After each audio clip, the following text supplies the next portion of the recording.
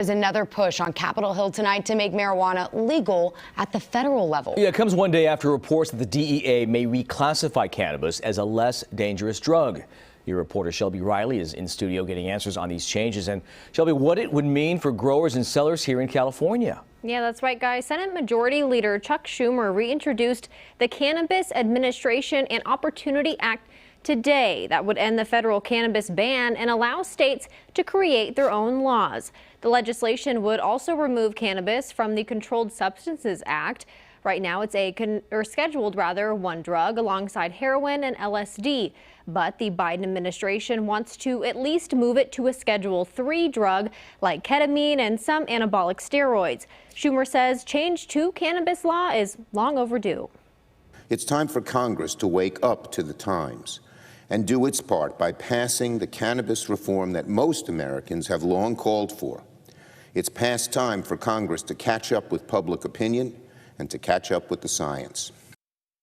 Now, a former California state cannabis regulator says it's not clear what this would mean here, where pot is already legal.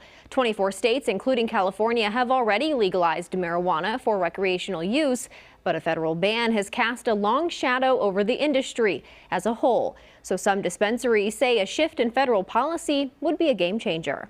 It's also going to allow, people to tax their business operations, so I think that's one thing a lot of people don't know is salaries, supplies, all these things are not tax deductible for cannabis business. Now, this could open the door for pharmacies to join the market. The manager of the dispensary in San Francisco says he is not worried about that competition yet because of how much change would have to happen before that.